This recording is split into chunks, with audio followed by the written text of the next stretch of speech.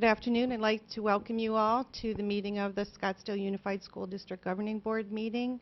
Today is June 19th, 2012. The time is 2:12. And Dr. Meyer, would you lead us in the Pledge of Allegiance, please?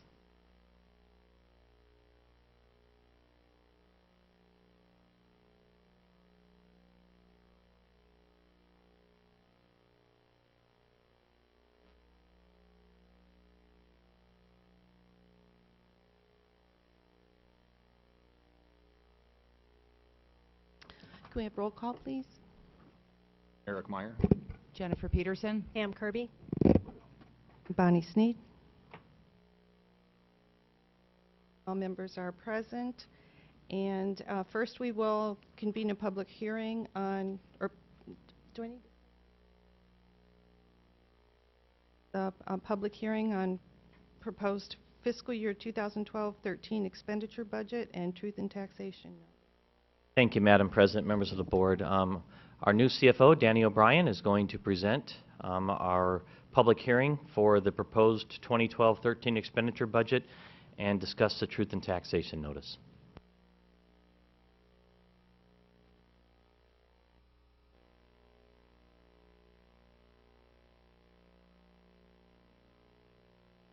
Microphone on? Is that better? Okay. Yes. Good afternoon, Madam President, members of the board, Dr. Peterson. I just have a brief presentation here to go over the expenditure budget and the truth in taxation, some of what we went over the last board meeting, but just in a little bit more. For fiscal year 13, we have an M&O budget of a little more than $155 million, with a capital budget of a little over $16 million, which most of that is our capital override. We have soft capital at $2 million, which is mostly carryover from some previous years and a little bit of contingency. And then we have our grants and federal projects of $11 million for a total of $185 million. So a little less than a $3 million reduction from last year for the M&O budget. And most of that is due to the decline in ADM and enrollment. Speaking of enrollment, this is just the past few years of our enrollment. You can see that we've gone down the past couple years to what we currently are at, which is a little over 24,000 students. Currently, right now, enrollment is looking good for next year. The central enrollment office is getting them in every day. What we really want to watch is kindergarten to make sure we get those new kids coming in and getting them enrolled early before they all show up on the first day of school. The next one, this might be a little bit blurry, I apologize. This is just a brief snapshot of page 1, the cover page of the budget, which has our estimated revenues and our estimated tax rate, and it has both the current tax rate from last year and then our estimated tax rate for the following year. Again, taxes, we estimate them, and then they're approved by the county in August, by the County Board of Supervisors. And then towards the bottom of this slide, you have our overall capital and M&O budget, which is a little over $173 million.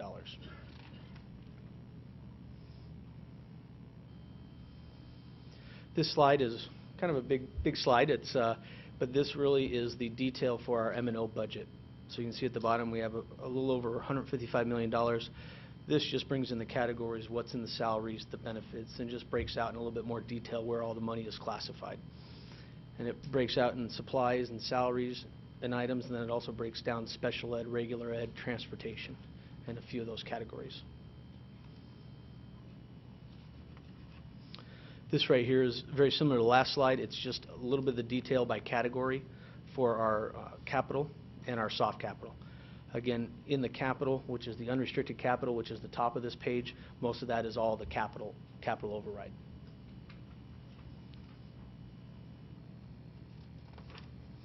This next slide talks about our bond.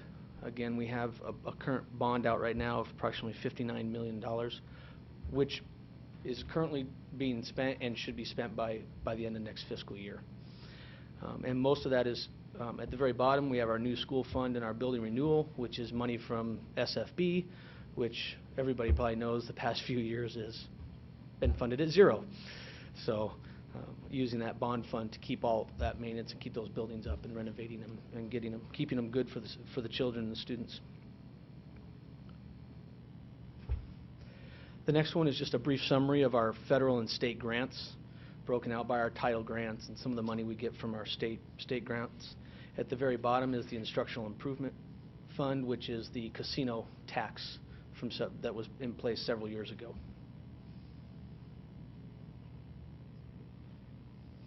Okay.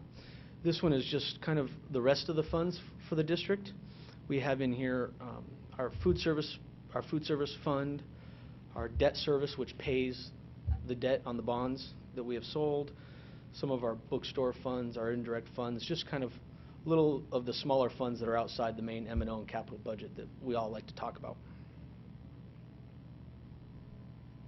Okay, real quick to talk about the tax rate. Right now, currently, we have our primary tax rate estimated at a little over $3.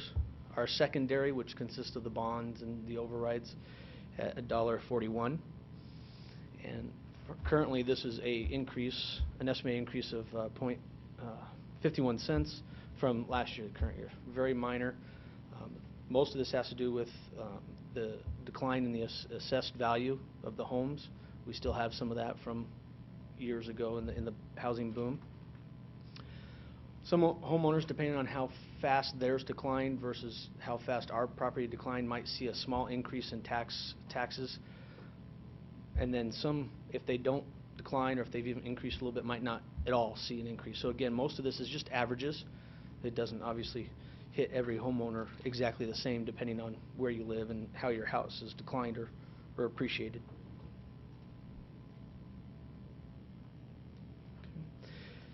This is the Truth in Taxation Notice and Worksheet. This was published in the newspaper, so it has been out in the newspaper for everybody to look at and read and do. And then this is what is having us do this notice today. I believe you've seen this before. This is the historical tax rate. As you can see, Scottsdale Unified is at the very bottom, and this has some of the ones above it are districts of the same size to us, and you can see that we've been historically the lowest. Okay, and open it up for any public comments. Okay, and that's the presentation. Thank you. I just have an announcement. There's a truck driver trying to get out of the street here. There's a white BMW and a black Toyota truck. Does anyone own one of those cars? You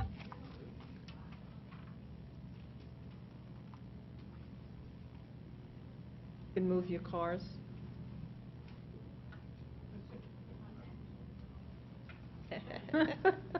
Sorry. Okay. Okay, then we'll adjourn the public hearing. And at this time, I'm call for approval of the agenda. Approve the agenda as presented. Second. All in favor? Aye. Aye. Aye. Aye, that's 5-0.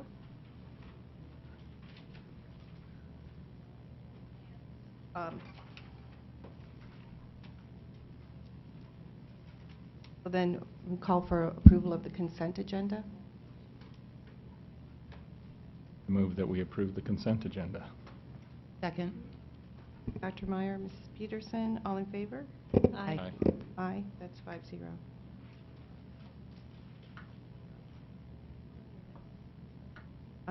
Next on the agenda would be action items, approval of proposed fiscal year 2012-2013 expenditure budget, which was just presented.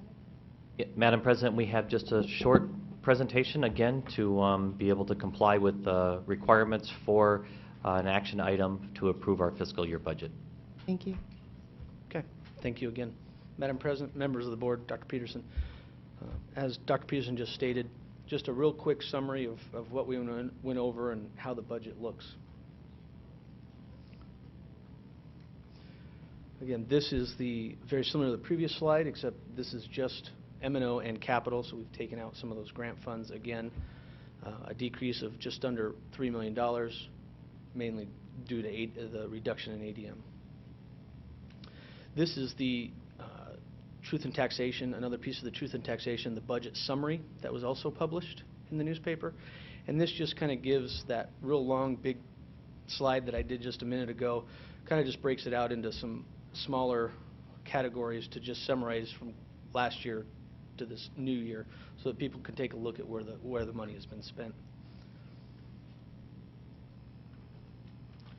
Again, this is just another summary by fund, so it gives what our M&O is. $155 million goes down to instructional improvement and capital funds towards the middle of the page. Again, just another summary so that people can do a quick glance at the budget and know kind of where it is and where the money is located. Okay. Just a few quick items on the budget. Again, we have a budget a little over $155 million. We had some increases to the budget. We have some unused budget capacity. We have the energy and water and savings, which will be shifted over into that fund for our energy savings, our solar, and some items that we're doing. We have career ladder, which again is a little bit of a reduction in the career ladder due to the law and it going away, and the stipends will follow a little bit of that reduction. We've spoke about reducing the insurance prepaid, again helping to make sure that we can get that 2% raise in there that we gave to the employees since they haven't had any in a little while, and then a small reduction in our soft capital. We did have a few reductions for the budget. We had an increase in ASRS, Arizona State Retirement System. We had a health insurance increase. We did give STEP, again, the increase. We have that fuel contingency and the SPED contingency, mainly because the fuel prices are going all over the place and they might increase, so we want to make sure we get our students to school. We have a little SPED contingency because a lot of rules and requirements that we have to do when we get them, and it's hard to predict when they're going to come in. And then we did have some staffing reductions due to ADM. We had the counselors at the middle school, and then lower the class size for K-5. Some one-time funds that we use to help balance that is a carryover from current year into fiscal year 13 of an estimated $5 million, and then again the reduction in the insurance prepay. This is just again some of the priorities that we've taken for the budget. Again, we spoke about the state retirement increase. We have the STEP increase of the 2%. And then the class size reduction in these grades, 1st, 2nd, 3rd, 4th, and 5th. Okay. And then it's our recommendation for approval of the fiscal year 12-13 expenditure budget. Okay. Good Any for a questions? minute. Could you go back, I think, 2 slides where we talked about the staffing reduction? I think it's important to remember that the staffing reduction wasn't just due to reduced ADM, but the middle school counselor load and the lower class size, K to 5, are strategic, focusing on some of our goals. Any other questions? Any other discussion? Okay. Yes, Mrs. Kirby. Just a quick question.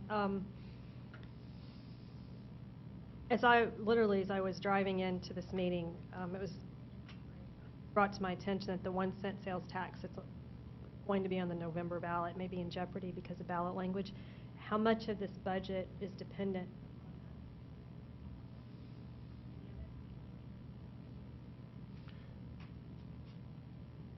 Madam President, Board Member Kirby, I read that also because of some ballot language, some Right. petitions that had Right. different language than what the Secretary of State has.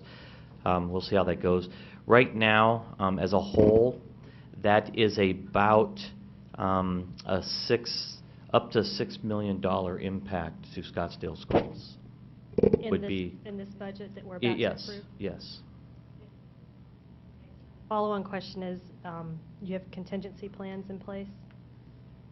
That Well, happens or doesn't? again, we would be safe all the way through because the tax goes through May, and we have our teacher contracts and stuff would be done. So it would be the following year, starting 1 July of 13, that we would have to look at what we would need to do. Again, that's why it's important as we move forward with our overrides and those types of things to get those taken care of. But we'd have time to plan for that. Okay, thank you. Any other discussion? Okay, then I'm going to move that we recommend the governing board adopt the proposed, whoops, I'm looking at the wrong form.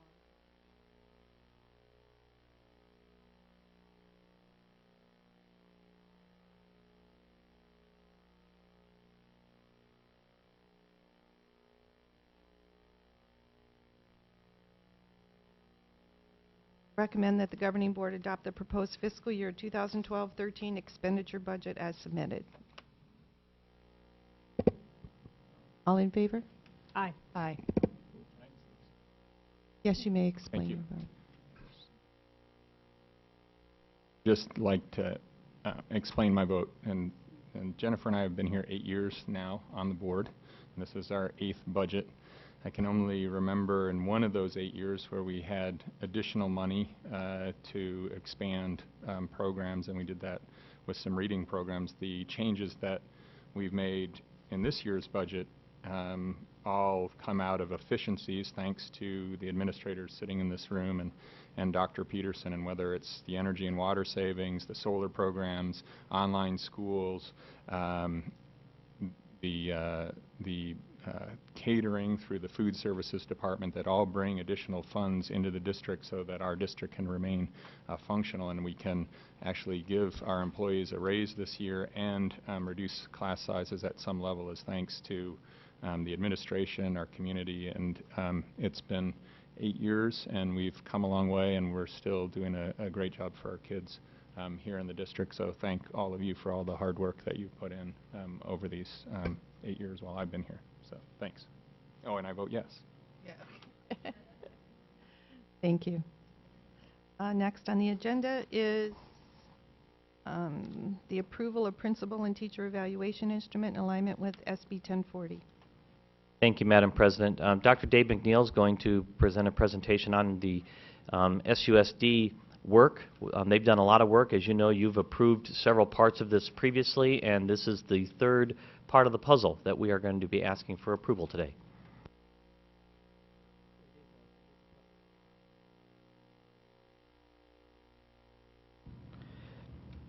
Madam President, Governing Board, Dr. Peterson, Sandra, it is my pleasure today to present the SUSD SB 1040 plan for the 2012-13 school year.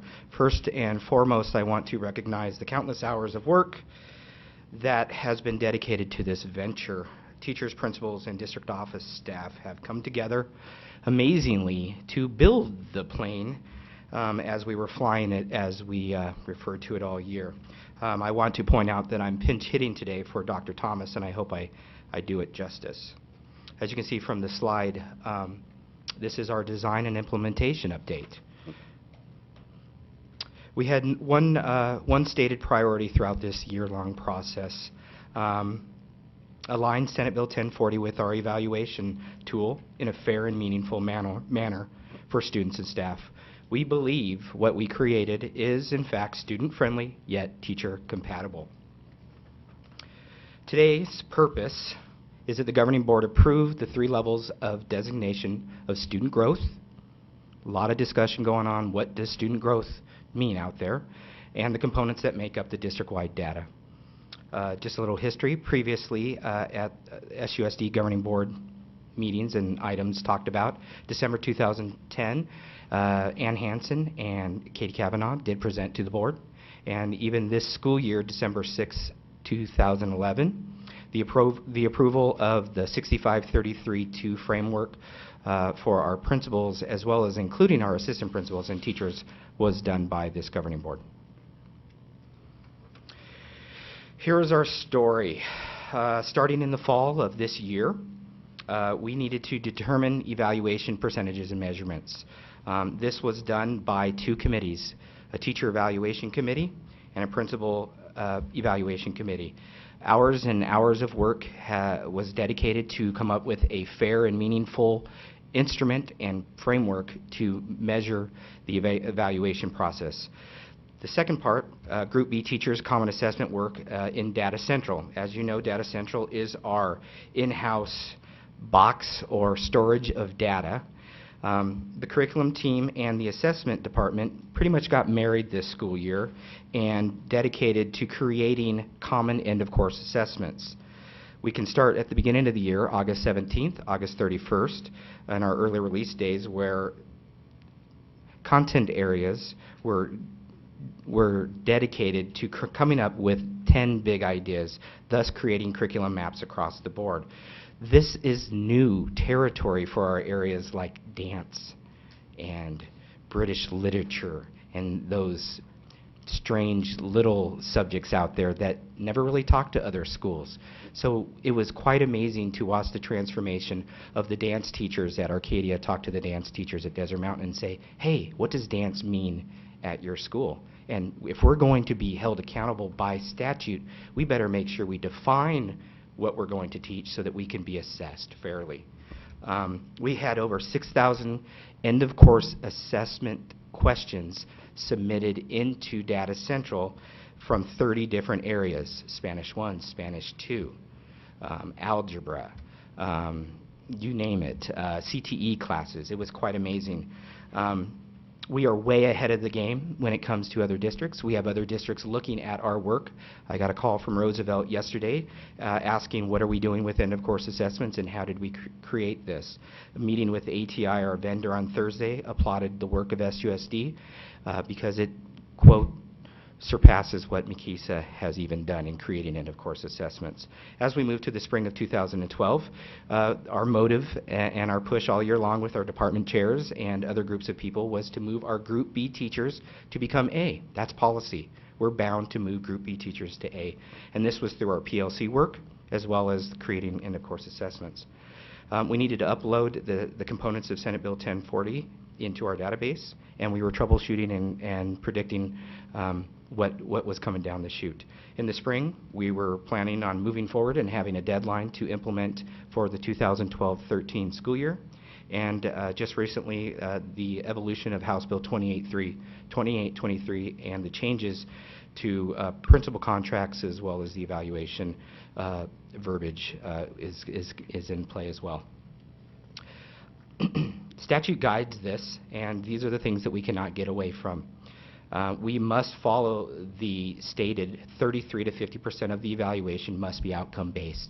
This is the big enchilada, if you will, that it was the talking points of all districts. What does outcome-based mean, or what does student data look like? That is the purpose of tonight. As you can see also, we, which I stated earlier, our assistant principals we included in the verbiage because we believe that our principals and assistant principals on a school site are working towards the same goals. So therefore, they should be evaluated the same. A little bit of a history here. Our teacher evaluation instrument was piloted for 2 years in preparation of Senate Bill 1040, and the principal, assistant principal implemented for the last 4 years. So once again, we are in front of the curve when it comes to creating an instrument that aligns to Senate Bill 1040. Let's get to the meat here. Group A teachers. These are our definitions. We define Group A teachers in Scottsdale to use district common assessments, pre and post assessments. Lots of discussion about what will be used for that student data piece. AIM scores, Azella scores, IEP goals, what will be used. We in Scottsdale determined that it would be our pre and post assessments common across the district. Group B teachers defined through SUSD do not have district level common assessments. A good example of this would be a curriculum coach. Surveys, we define surveys only as a parent satisfaction survey. 3 components of the evaluation. As you can see from the colors here, we have 3 components which is guided through statute. The blue, the evaluation instrument either for teachers or principals. Classroom data in red if available, and school and district data as well. All 3 needed to be used in the evaluation component. This breakdown, 65, 33, and 2, again, were approved by you guys December of this school year. Group A teachers, 2 key terms from the statute or the policy is valid and reliable data. We determined in Scottsdale through our committee work that 33% would be based on pre and post assessments. using our vendor ATI. 2% would be based on the district letter grade. That is a component from statute that a district level measure needs to be used for Group A teachers. So 65% in the evaluation instrument with the principal, which we believe is the most and fair value and giving good feedback to teachers of their performance. The 33% based on pre and post assessments and the district letter grade. Many districts, instead of using 33%, used 50% data. What we already talked about that earlier in December, that 33 was our number. Okay, group growth data for that 33%. This is where we have to put on our psychometrician hat really quick. Data gathered from district pre and post assessments. Through ATI, we can run a 3-point scale. If a teacher is pre-assessed, let's say a third grade teacher gives a pre-test in language arts and a post-test in language arts, they'll take the total of the student's growth and they'll determine either on a 3-2-1 high, moderate, or minimum growth. If they get high growth, they will get 100% of the 33% or 33 points. If they show moderate growth, they will get 85% of the 33% or 28% or 28 points based on a 100-point scale. And one minimum growth, they would get 70% or 23 points. Group B teachers, due to not having classroom data, the classroom data piece for the A, now for the B, the district-wide from the A becomes the larger piece for the B. So we can see that the district letter grade is now worth 33% for our B teachers. The intent of the law is to try to get as many A teachers as possible, and in Scottsdale's case, this would be the teachers that we believe we could not get to for this next coming school year. So 65% of their evaluation will be based on their evaluation with their principal, 33% with whatever the district letter grade is, and 2% based on a parent satisfaction survey, questions pulled from that. This again is in line with the criteria from statute. For the principals and assistant principals, 65% again for the evaluation, 33% on school-wide pre and post data. This is where it got a little interesting because all of our schools look different. Our elementary schools look different than our high schools. What should we measure when it comes to high school? Should we measure the social studies? Should we measure the foreign language? Or should we stick to just merely math and reading like the state report card does? And 2% once again on the satisfaction survey. So here's what the committee came to a conclusion and a recommendation is that for elementary schools or K-5 or K-6 schools will be based, their pre and post data for the principal evaluation will be adding up the growth of all the ELA and math. So your kinder, first, second, third, fourth, fifth, language arts, pre and post growth, and then the math, add them all up, and the principal will get a score value based on the growth of those. In the middle and the high schools, we wanted to expand that a little bit and include social studies and science. We know from our diligent work this year in creating end-of-course assessments, we knew that science and social studies would be ready to go. Our science department, rock stars, chemistry, biology, we know at our high schools we can show how our kiddos are doing when it comes to that, as well as our social studies. I don't want to leave the world language group out because Spanish 1, Spanish 2, amazing work in creating pre and post assessments, but we didn't know exactly how that looks from school to school, and we thought in the first year to be rather conservative when it comes to this because, again, we're flying the plane as it's being built. All data will be calculated through ATI. We do not have the manpower here at Scottsdale, and nor am I a psychometrician, to calculate all the growth percentages to make sure that valid and reliable occur.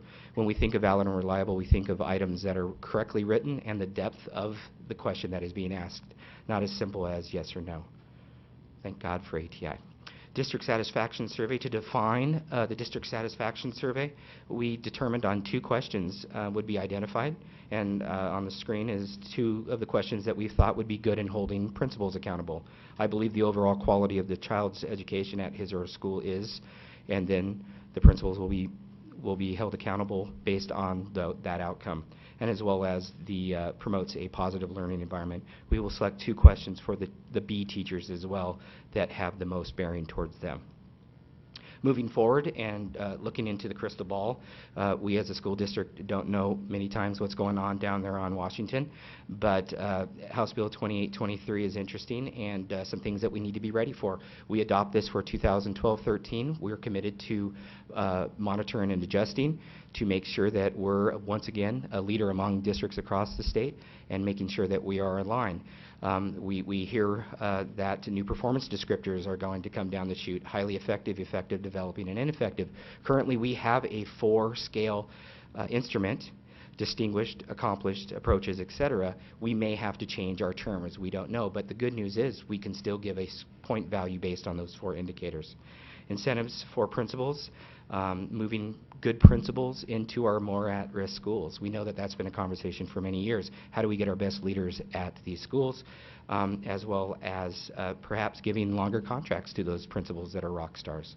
And of course, making sure that professional development is in line, and the continuing conversation of making sure that our evaluation instrument is in line, fair to teachers, fair to students, and the best intentions for the district. Lots of stuff. I apologize. That is it. If I have any questions at this time, and I'm sure we do.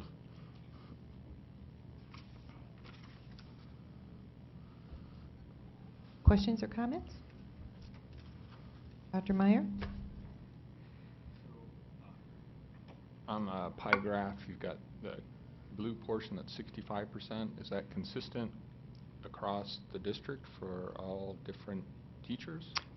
Yes, for all teachers, principals, and assistant principals, and that framework was adopted on December 6th by you guys. So 65, the statute or the policy stated that you can go from 50 to 65 depending on how much you weighted the data. So 65 is our standard for all teachers. And kindergarten teacher's assessment will be the same as a high school math teacher's assessment for that 65%? Correct. Well, can rephrase that. The 65% is tied to their evaluation as the principal evaluates them. Now, so based on the 8 standards. But I think at some point we looked at that evaluation tool, and that 65% was made up of different smaller things that the principal is going to base that evaluation on? Sure. I mean, not all principals are created equal. We have ISLIC standards. We have 8 areas that we rate teachers on. So if I was a principal at an elementary school and I'm going into Dr. Meyer's classroom, I know that these 8 indicators, I need to give you a point value for distinguished, accomplished approaches based on those areas, either through informal walkthroughs as well as formal walkthroughs.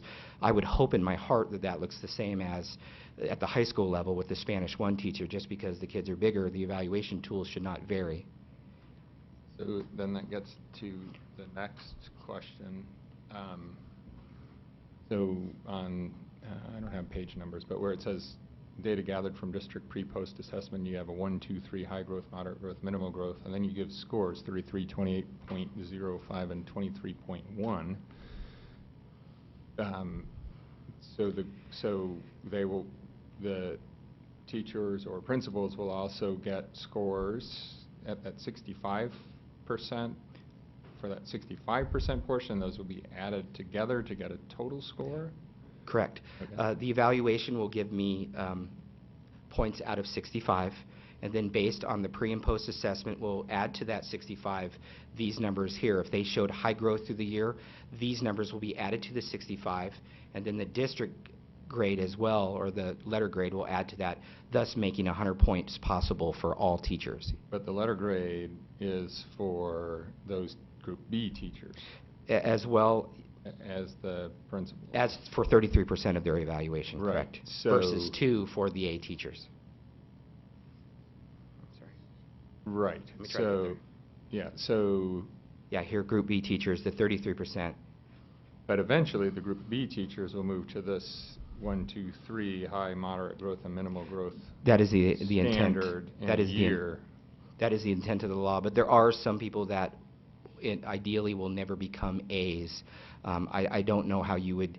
You mean like a coach. They don't have a classroom. They work with many classrooms. How can you show that? Well, but there's content for PE. PEs are A's. They have end-of-course assessments. I would guess of all... No, you're saying just an employee who is only a coach. Sure. Instructional coach. I'm Oh, sorry, instructional instructional The coach. teachers Oh, I on apologize. assignment and those types of folks that are instructional Those coaches. funny little people. Okay. If I had to predict, and I was playing there, I'm sorry. I would say I like those people. I love those people. They're actually awesome. Yeah, I would say of our population, I would say, looking at the questions that we submitted, we will capture 80% of our workforce into the A category.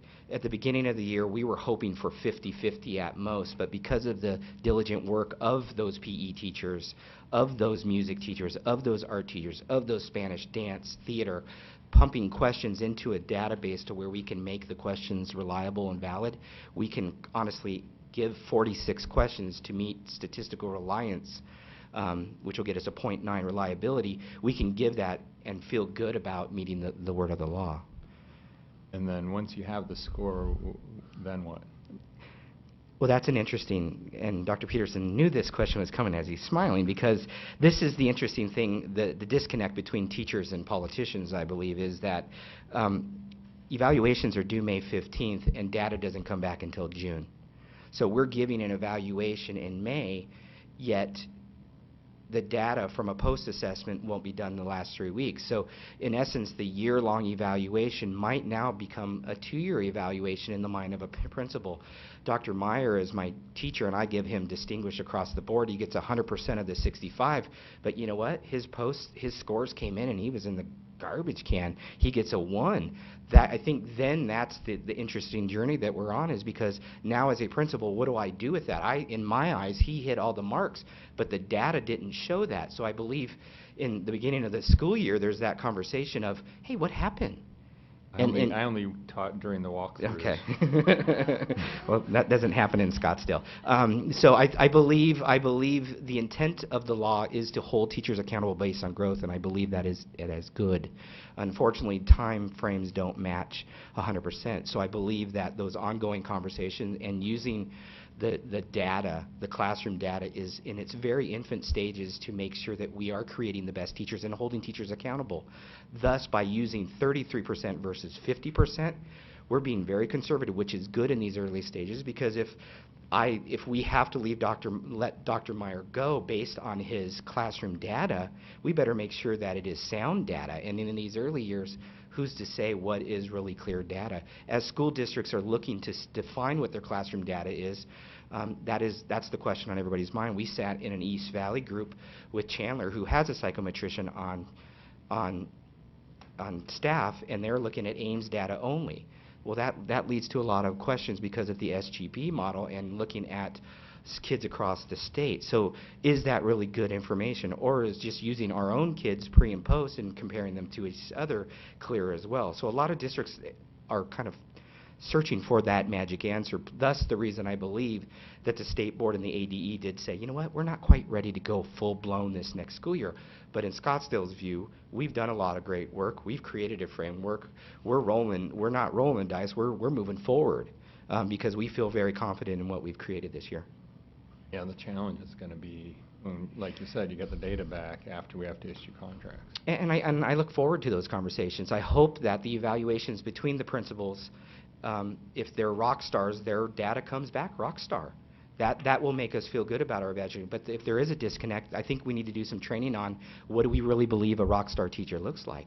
So I think this is only a good thing in that the conversations will continue to help us celebrate our great teachers, one, but give the support to our teachers that need support, as well as our principals, because they're being held accountable as well.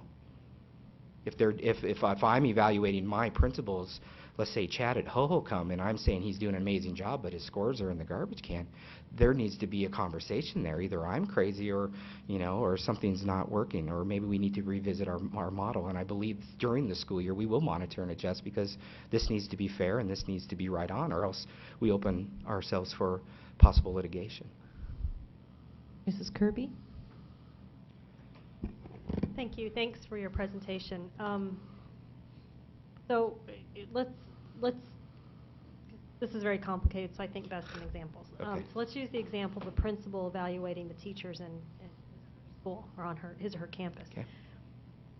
Could that principal and the 65%,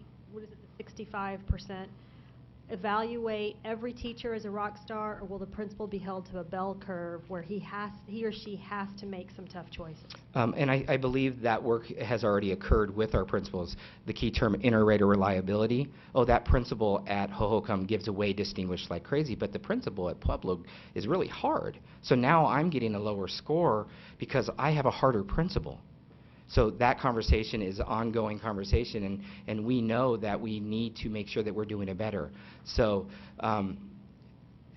this is going to be the interesting journey, because all teachers will get 65% of their evaluation based on that evaluation. So we better do everything we can to make sure that, one, all of our principals can define what distinguished looks like, and make sure that we all agree, so that when we're dishing out those distinguishes, we're being fair about it, because those ultimately result in point values.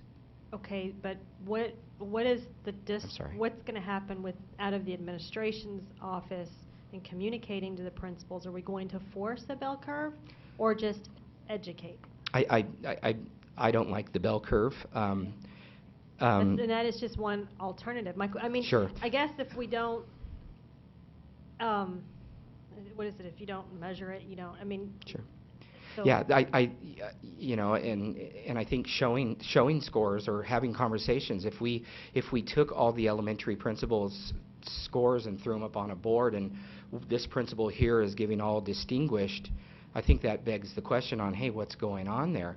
Should we not be giving distinguished? So I think the answer is through education on defining what distinguished looks like, so that when we are going into the classrooms, that we can make fair, accurate decisions, and being brave enough to not give all distinguished. So I would Right. believe, Ms. Kirby, as we get better like this, you will see a bell okay. curve. Because and I think you just hit the nail on the head with your word brave, because it will take some you bet. courageous leadership to make this more than just another tool, and to make it an instrument to improve what's happening in the classroom. You bet. And in my previous life, we actually did this, and it was interesting how principals held each other accountable.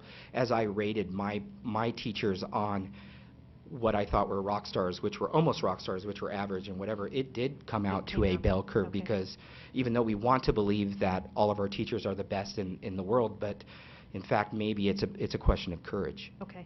And one last question for you. What's the communication rollout plan to those who are being affected, and explaining to them in detail Good question. the whens, the whats, the hows, et cetera? Well, and Ms. Kirby, thank you for asking that, because we're waiting till tonight before we move forward. There's been discussions with our PR department to make sure that there is a 9-minute video explaining all this, because a lot of our teachers have been creating questions all year long going, I still don't know what an A and a B is, and I think I'm supposed to be an A. We're going to define that. That will be rolled out at the first 2 days of school, August 6th and 7th. Principals will show it to their site. It will also be on the district webpage. We will I'll make my tour once again to talk to the parent councils and make sure. During this summer as well, we will be going through SEMAR's records to look at the teachers at the high school level. I don't know exactly what the principal at Arcadia did with his staff, so I need to communicate with those principals who are your A teachers and who are your B teachers. So prior to the first day of school, actually before the July academies, all principals will know which on their campuses are A's and which ones are B's. All teachers will be notified through email if they are A's or if they're B's, and they can see what their evaluation will look like. Lots of education. We know that the power is in the delivery, and this is very, very touchy, very sensitive stuff, because unfortunately with Senate Bill 1040, we find that a lot of people jump immediately to pay for performance, and they think that if I get a bad evaluation, I won't make as much money. We know that it's looming out there, and we know the conversations are going on, but we're not quite there. We are sensitive to those teachers' needs, and we want to make sure that, hey, this isn't about money, this is about your evaluation, and we're going to be very delicate, so we're going to inform everybody the best that we can, I can promise you. Looks like that's the end of the discussion. Thank you so Thank you. much. And at this time, does somebody want to make a motion if you have it up on your... I move that the governing board adopt the proposed framework for the principal and teacher evaluation instrument for the 2012-2013 school year in alignment with SB 1040. Okay. Peterson, Dr. Meyer. First and second. All in favor? Aye. Aye. And I also vote aye, so that carries 5-0. Thank you very much. Next item on the agenda is approval of the adoption of the Booster Club Handbook. Thank you, Madam President, members of the board. And again, thank you for approving our teacher evaluation instrument alignment. We truly are moving forward ahead of other districts in the state, and I think it will be courageous. And we are prepared to make sure that our principals and our evaluators are well trained, and that we will make sure that not everybody is going to get the same score, because we know there's different performance levels going on. Our goal would be to have everybody move up to that higher level. Eventually we will get there, but it'll take us some time. Now I'm going to introduce Dr. Melissa Sakos. Dr. Sakos has been very, very gracious to step up and present this presentation today. As you know, Dr. Thomas is receiving some treatment. Carla Partridge is actually in San Diego with Dr. Simmons with the Navy. The Navy has invited both of them over there to get an introduction of boot camp this week. So she's doing push-ups and running up and down the bleachers so maybe we have a video of that reality TV show. And Cliff McKenzie is on his way back from some of the National Olympic trials. So Melissa stepped up to do this. We had a great meeting this morning with lots of staff to make input. You have some red line changes. We apologize for getting them to you late, but based on everything that's gone on this week, we needed some time this morning to make those changes, and Melissa's going to go over with them and give you a recommendation. Again, this is something that we feel it's important, and we've had a lot of community input saying that they appreciate us moving forward in this direction. So we appreciate you giving us the ability to give this presentation. Thank you, Dr. Peterson, Madam President, members of the board, Dr. Peterson and Sandra. I am honored to be here presenting on behalf of my colleagues, those, as Dr. Peterson mentioned, Dr. Thomas, Mr. McKenzie, and Mrs. Partridge, who led the efforts of this Booster Club handbook. And this also represents the work of a committee that came together, and there he is. Come on up, Mr. McKenzie. Woo! Talk about timing. All right. Wow.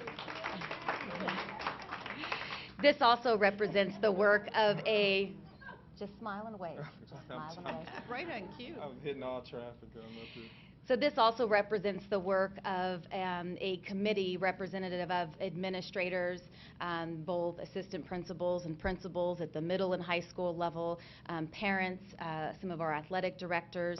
So it is a collective work of a lot of individuals who have been in our district for a long period of time, and much of the things that you see within the handbook have been practiced. So we're happy to bring this forward to you as we attempt to make this consistent across our district. So with that, the purpose of the committee was to provide very clear guidance and direction specific to local, state, and federal laws, our board policies, to assist them in ensuring efficiency in their operations, and also to ensure that at the end of the day, we recognize all of the contributions and the work of our Booster Club through recognition, and we'll talk about what those requirements are. As Dr. Peterson mentioned, you received a red line version of the Booster Handbook, and I'm just going to, for a minute, go through and highlight some of the substantive changes that you see in that red line version. The first one is the clarification in connection to board policy JL and regulation JLR on student wellness, that those are expectations that would apply both in booster fundraising in terms of food sales, and then also when we're feeding our athletes, prior to the season, during season, celebratory, that we adhere to our student wellness policies, and that we be sure that, again, we're promoting a healthy lifestyle. And that also includes the food handlers' licensure that when boosters are utilizing our facilities, which would be a piece required through our rental agreement. Specific to the role of the sponsor, the language that you see in the red line version sets aside the role of the sponsor to ensure that they are not put in difficult situations when it comes to the financial accountability and any type of pressures in being involved in the management, the fiscal management of the booster club. So you'll see the language in there that does include such communication would be directed to the principal, administrator, and then where applicable to district office leadership including our Assistant Superintendent for Human Resources and Associate Superintendent. Keep in mind, yes. What page is that? I have the red line version up. Where did that change get made in the manual? Mm-hmm. I can find some of the changes, but I can't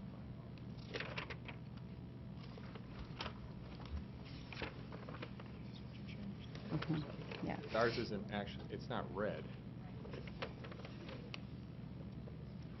I'm looking at the bottom of page 9. There's a bold area that's titled Important. Oh, right, important. Okay, I got it. It's Page 9, yeah, Booster Right. Club, page 9. Booster Club, page 9, under the title of Financial Matters, under the bullet of Important. We ensure there to make the separation that our district employees, they may serve as a part of the general members with the exception of any type of financial affairs, including but not limited to that authorized signer of a bank account.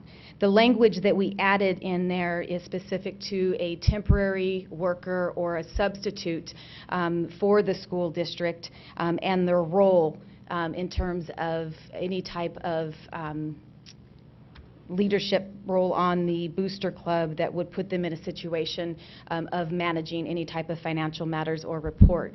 And with that, we would ask for the disclosure of such participation of, again, of a temporary staff member or substitute to our Assistant Superintendent for Human Resources.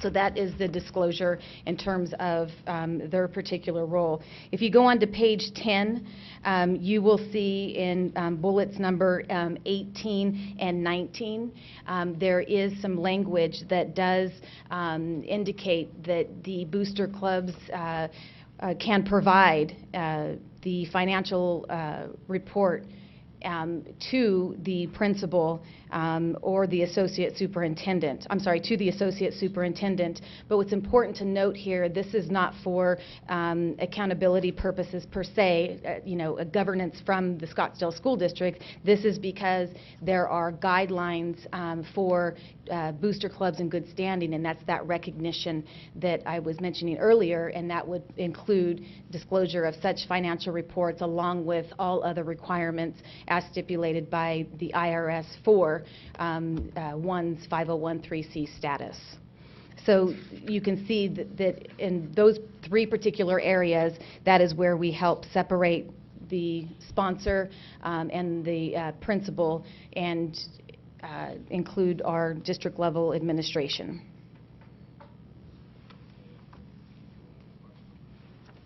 Madam, so can I ask a question now about this is good, but talked about also, I talked about, if you've got the sponsor in the room when votes are being taken on issues or the budget's being presented, it presents a potential conflict of interest.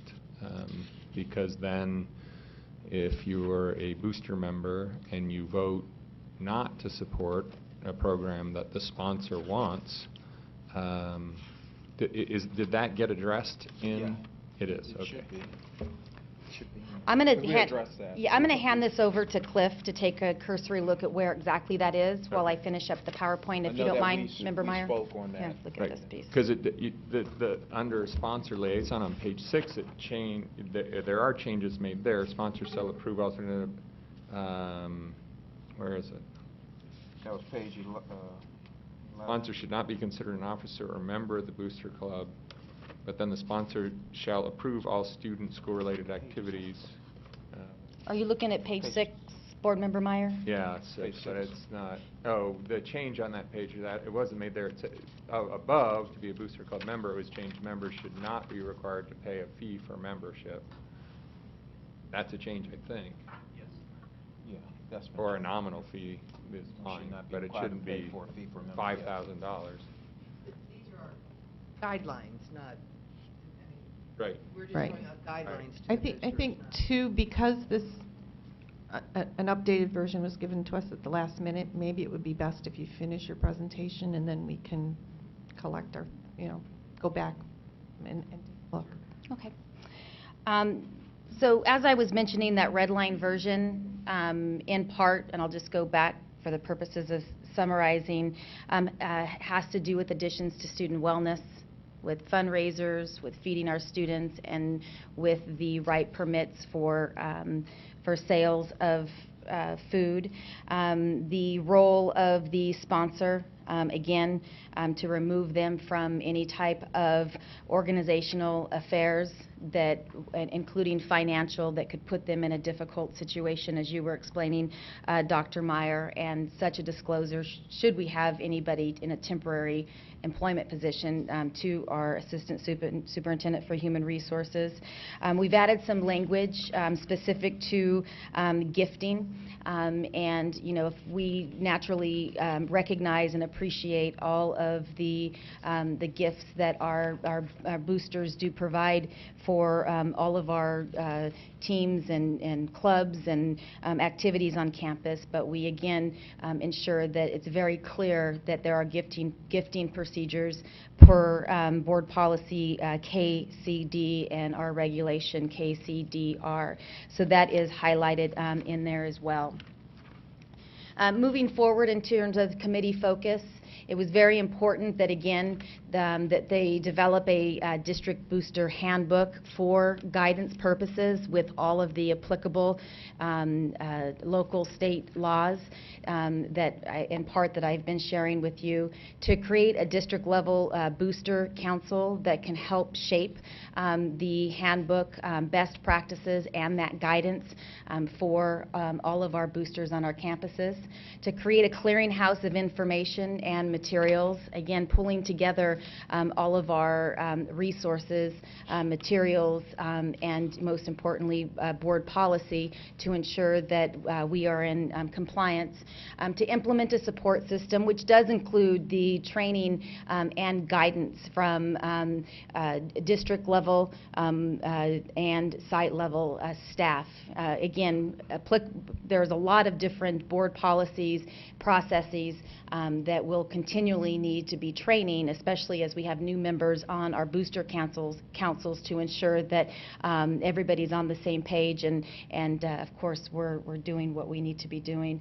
And then, as I was mentioning, the provide recognition, and we have a lot of our boosters, as you know, who contribute a lot to our programs, and the good standing recognition would not only recognize those who continue to fundraise at high levels and provide ongoing supports to our schools, but then also are in compliance with the IRS guidelines specific to, for their 501c3 status. And that is where you see in there a process for sharing all of that information with our associate superintendent at the end of each school year to do just that, to again recognize and honor those who really are supporting us and are in compliance with our district policies and our laws. So prior to asking you to look at next steps and approve this language, we'll go ahead now and jump back to the specificity of the red line version, and if the board desires, we can go through each page where I can share some of the changes that were made.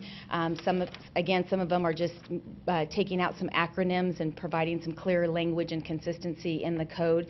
But naturally, we want to be as clear as possible in these guidelines so that we can provide all of this on our website, do our training, continue with our Booster Council committee and membership, continue to implement and to assess as we go on, because this is the first time this has all been put into one single document, and we recognize that it's going to be a continual work in progress to make sure that, again, our guidelines are very clear and it is aligned with our board policy and regulations.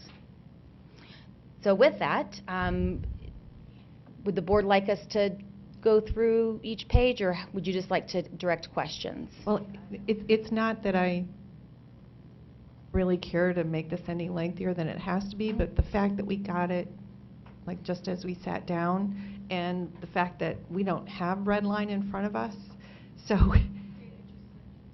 Oh, okay, okay. Our email accounts? I'm not seeing the language that he's. That to these booster clubs, though. Right. You guys have brought them in for training and a lot of. I could pull up the red line on the. Maybe if you could just. Yeah, maybe that would be a good idea, just to lightly, not things like spelling out an acronym, but. Yeah, can you send the board the last version? The language that he's talking about, I don't see any, but I know we had a conversation on. I mean, if it's simple, we can put that in there. So which one is Not it, the anything like that. June 19th We Booster can't. Club final, or are they the same, just one's a word and one's a? Most of them get it, on that far.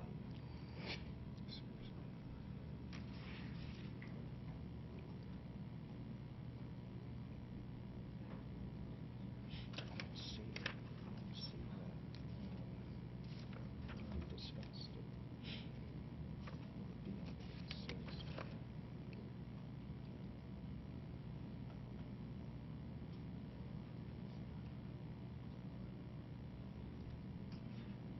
I'm not saying it wrong. I've got it.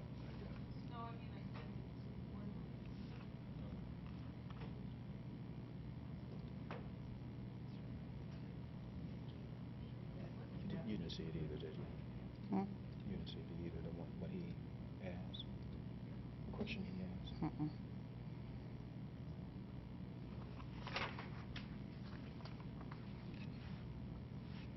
So we won't take a long time.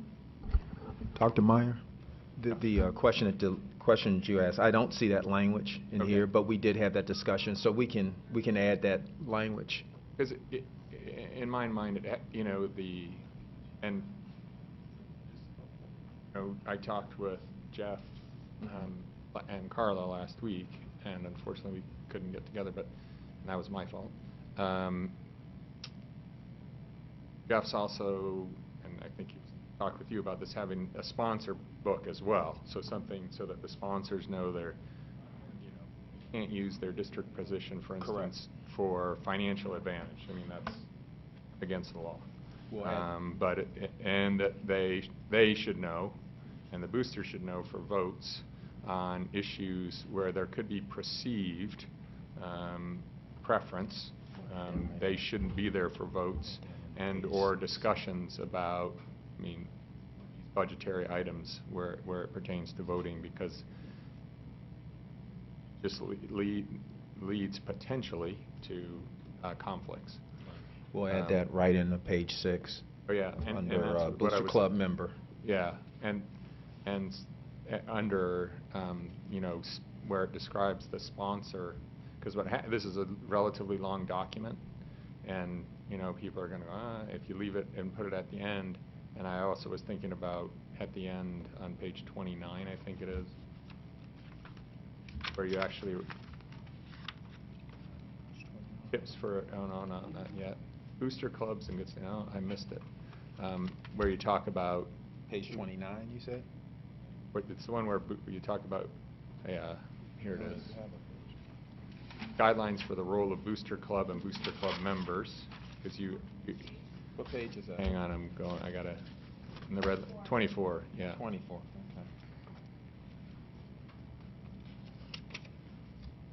okay. If, just one brief mention on this page, you use coach on this page rather than sponsor unless it's been correct. Okay. Listening and working closely with the head coach. Got So it. it should be Sponsor. sponsor in this case. But I don't know if we want this on page 24. I mean, this would be good to put on page 1 because it delineates very clearly what the roles are, and on page 6 we should I think we should delineate in the sponsor role, and this is just me talking, you don't have to agree, that the sponsor should not be there for votes or financial discussions pertaining directly to donors, because it sets up a potential conflict of interest. Yeah, we did. And we discussed that. That was discussed. Yeah, We're and in it just agree- didn't we're get in in agree- there. Yeah, we're in agreement with that. And then I'm looking forward to seeing this sponsor manual. I know you, but, oh, and you already corrected, because in the initial version you had provide financial report to the sponsor, and you've changed that to assistant superintendent? Associate Or superintendent. associate superintendent. Which would be Jeff. And then all the other issues that we talked about 2 weeks ago have been addressed, I Yep. think. So this is a So lot of we'll work. We'll add those. Yeah, and I don't know now, that's just, so I don't know how. So if we add that,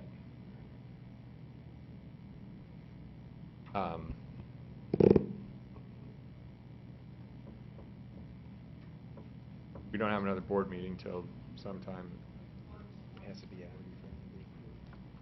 So we can tentatively work on language and go to another topic and come back and vote on this towards the end of the board meeting? We could do that if you think you have enough time to do that. What you would Oh, change? I do. Absolutely. I'll make those I- changes. Well, I wanted to thank you for all of the work that was put into this. You know, it is brave and thoughtful process, and you did engage all of the stakeholders, and I wanted to thank you for that. Now, I do want to make sure that if our sponsor has a child in the program, they have all rights as a member, though. Not as treasurer, that we don't Right. want our employees touching Right. money, correct? So there may be a time when they do, because they are a member, by virtue of being a parent with a child in the program, are you saying that they wouldn't be able to be in the room then? Or are you willing to make a? Well, you know, the challenge there is, and I don't know how often this happens, where the sponsor is a band director or coach or the drama teacher. I imagine it doesn't happen often, but maybe. And they're making, it comes down to when you're picking that lead cellist, that cuts. You know, it's hard to have them in the room.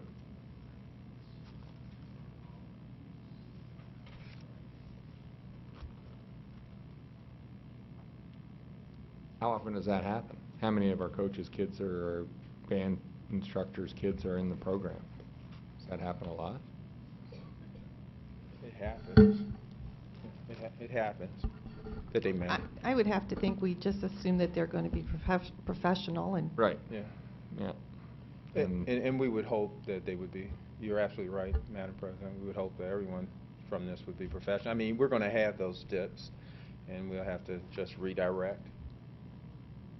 And also, years ago, when we had a booster guideline book, a handbook, and we had a sponsor handbook, and we also had a joint venture handbook. Does this take into consideration the joint venture as well? I Yes. mean, you think that it covers the same thing that the old handbook had for joint venture? Okay. Yes, ma'am. And my understanding then is what we're talking about doing, these are guidelines, and we will recognize the outstanding booster clubs that follow our guidelines. Are there any repercussions, again, for something as major as loss or revocation of their nonprofit status? Do we have any kind of language in there? I didn't see anything in there that would address if, because that's major, to have it. Yeah, I mean, to me, that shows that there's usually there's some kind of criminal activity involved in order to get to the point where they revoke it, and I think we need to take a pretty strong stand on that. Madam President, the language, and I'll find the exact page when I make these additional changes, is specific to violation of board policy, and which would allow for SUSD district leadership to take some action in terms of violation, depending on what that is. Naturally, you know, we have an obligation, should things be brought to our attention, to bring that to the right individual's attention, but naturally the IRS, you know, is the one that has the guidelines and will ultimately, you know, revoke 501c3 status. Yeah, So- I'm not talking about us doing any of that. I'm just saying, in order to really get across the message that you know, if you're going to play around with some of the rules, you may lose your ability to fundraise on our campus, you know, your ability to have any kind of a relationship with the district and that sort of thing.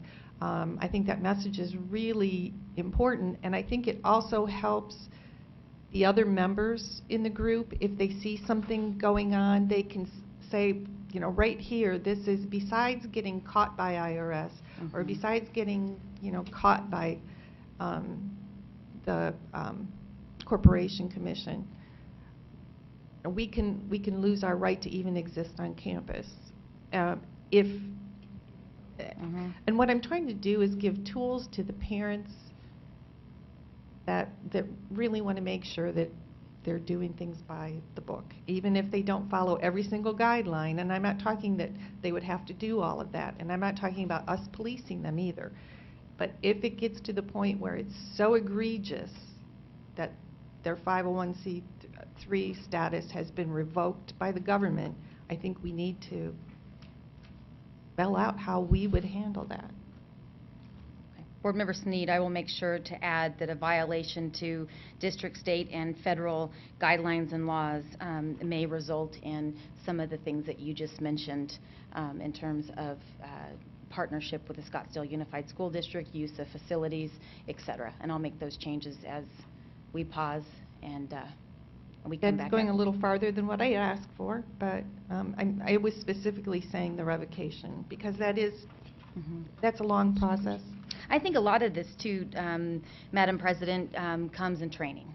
And having those conversations around, you know, it's like when we're dealing with the, you know, uniform student code of conduct, you know, there's the violation to the code that has school consequences, and there's violation to the law that has criminal charges, and we only have jurisdiction naturally on, you know, our on our board policy and our codes.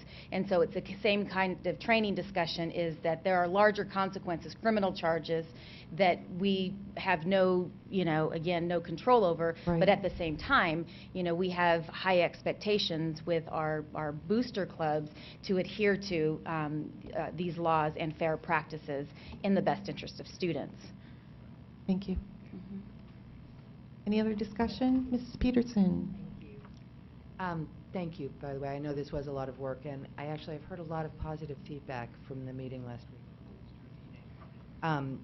Couple of questions. First of all, these really are, I think they're excellent, very well written, but they really are guidelines, because we don't technically have authority over a booster club.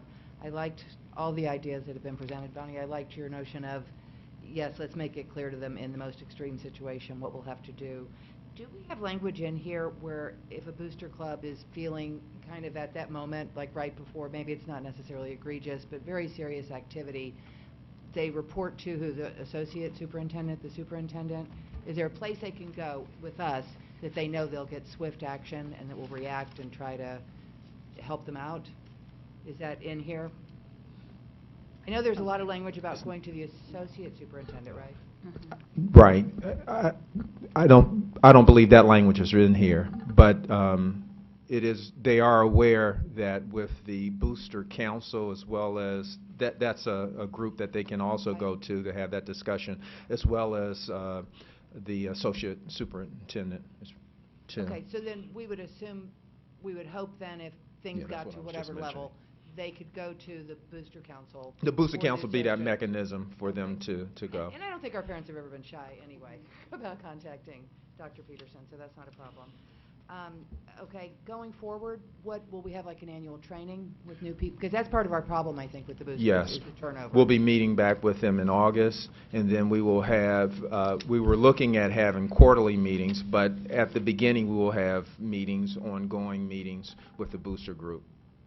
But, I mean, after that, so from here on out, once we get all of this established, let's say every May, the new booster club comes in for training, or every August, whatever it is? We'll be meeting with them. Okay, because I Yes. think that's a lot of how we fell off the track here, is because there's such turnover in these Mhm. clubs, people aren't keeping up the standards. And that was spoken to in our last meeting as well. Okay, and then the recognition, while I think that's certainly lovely for us to do so, it would seem as though with the boosters, the only real recognition that would kind of be meaningful to them would be something financial, which I realize we can't afford.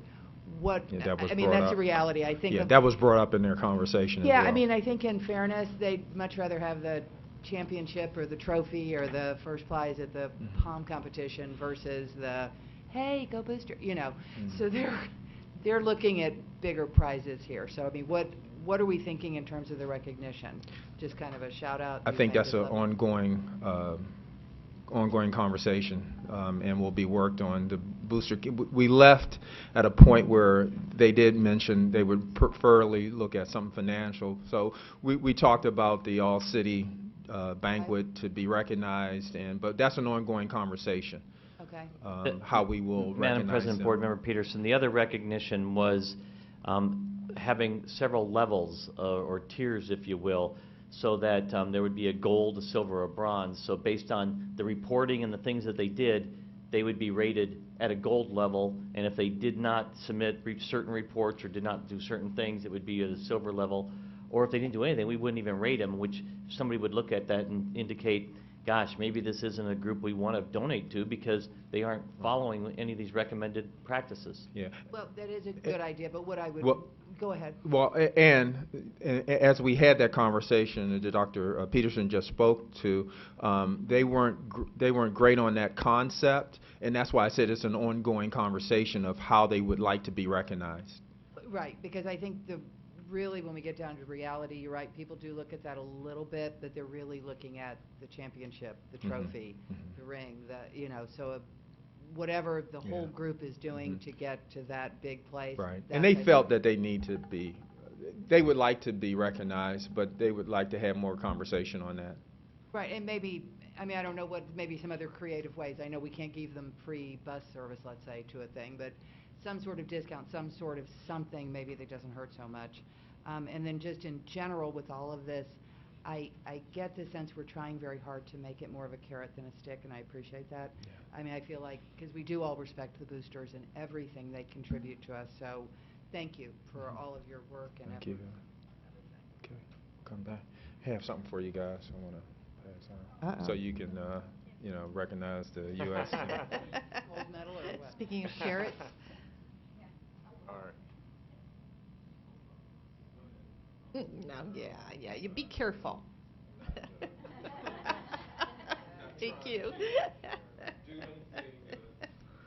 I'm not-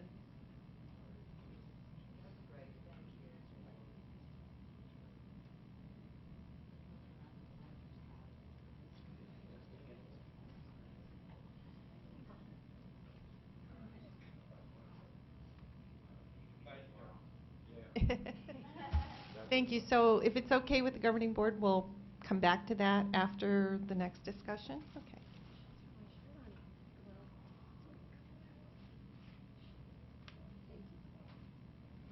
Madam President, members of the board, our next discussion is truly what has evolved. A lot of work has taken place, a lot of discussion with the board, a lot of input. We've listened and we've gone back and we've kind of re-tallied things and tried to develop what we believe is a great plan.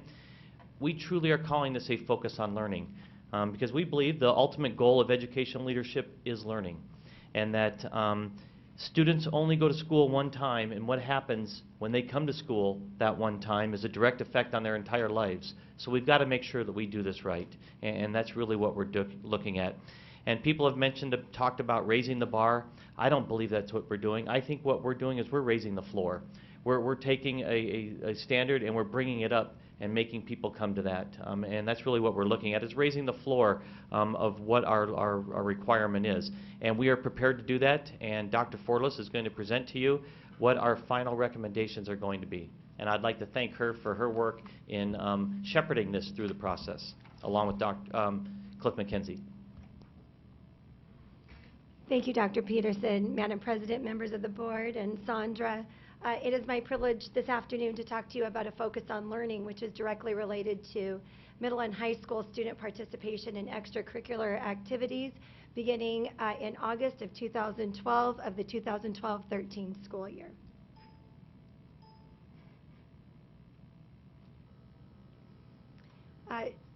As Dr. Peterson mentioned, this is a journey. We have been having this conversation for quite some time. We started with a request from the governing board in late March of 2012, where the governing board requested administration to examine our current policy and practice about student participation in our extracurricular activities. On May 8th, district administration presented high school data collected from a purposeful sample of students participating in extracurricular activities in all 5 of our high schools. And on June 5th, we presented additional information with a recommendation for changes to our current policy. Governing board directed administration to bring a middle school and high school policy to be implemented in August of 2012-2013, and that's what you will see this afternoon.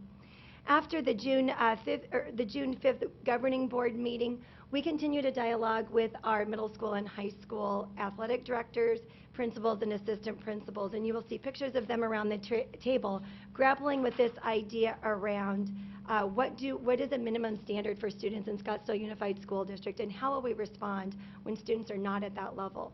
So what you will see here today on June 19th is the district administration's revised recommendations based on their work with site leadership. We would like to make a direct connection to our strategic plan. As Dr. Peterson mentioned, we really truly believe that this is about learning, and we also believe in our tagline of our strategic plan, which is to engage and educate and empower every student every day. That means that our recommendation to the governing board will be effective as of August 8th, 2012. And the 2 bullets that I want to really emphasize are the first 2 bullets in this slide. The first one being to establish a 2.0 GPA, meaning a current GPA, as the targeted GPA for all middle school and high school students as the minimal standard for Scottsdale Unified School District. All students below a 2.0 GPA in the current marking period must participate in intervention or support systems or programs. This is going to require frequent grade checks, a minimum of every 4.5 weeks, to determine the current GPA and what specific interventions are needed for each specific student. In addition, our teachers are going to have to be diligent about updating their grades weekly. I want to make it very clear that this recommendation affects all students in our middle schools and our high schools. As we continue, the rest of this slide really focuses on students who would like to participate in extracurricular activities. If a student who would like to participate in an extracurricular activity as sanctioned by the AIA sanctioned athletic and non-athletic activities, such as speech and debate, chess, cheer, and band, has less than a 2.0 GPA, then the following will go into effect. Students must participate in an intervention and or support program. Remember, that's for all kids, So our kids who are participating in extracurriculars and sanctioned AIA events will also be part of that group. Students who are making progress in the intervention or support program are eligible to practice before the next grade check. Students who demonstrated 2.0 GPA and have participated in intervention and or supports are then eligible to practice and compete when the student presents evidence to administration that they have a current GPA of 2.0. Intervention and support programs are determined by the site based on student needs. We have a very diverse school district serving many students, and so we need to make sure that the site has very targeted intervention based on the needs of their kids. In addition, the current no pass, no play requirement will remain in place, meaning no Fs as determined by the most current marking period.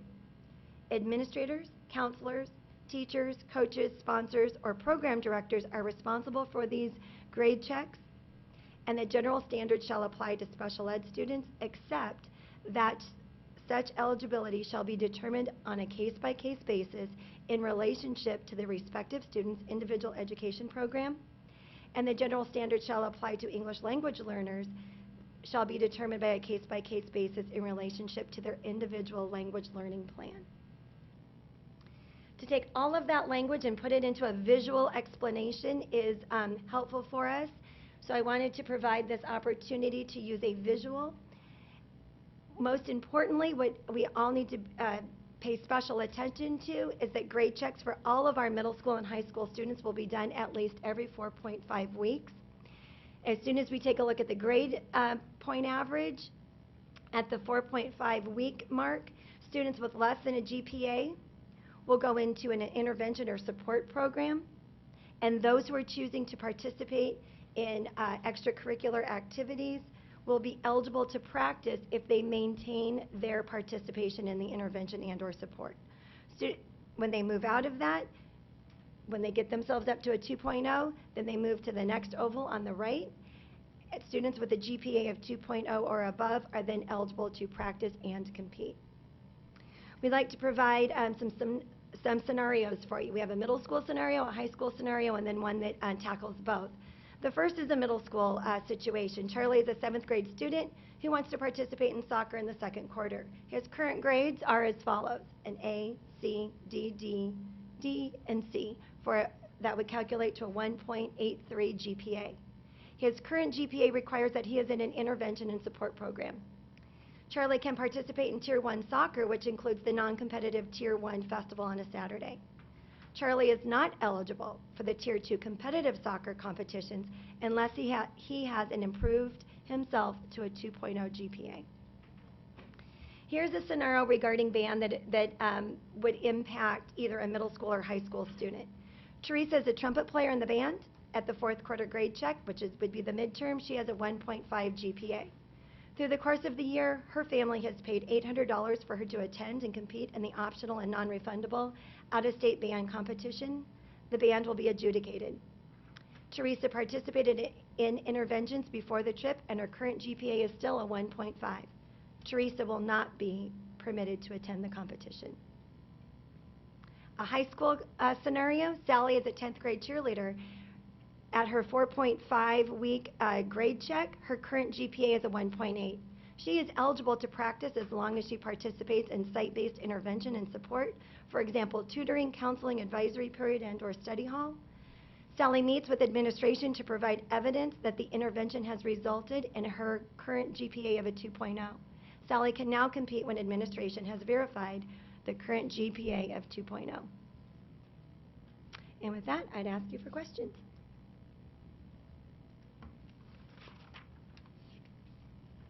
Discussion? Dr. Meyer?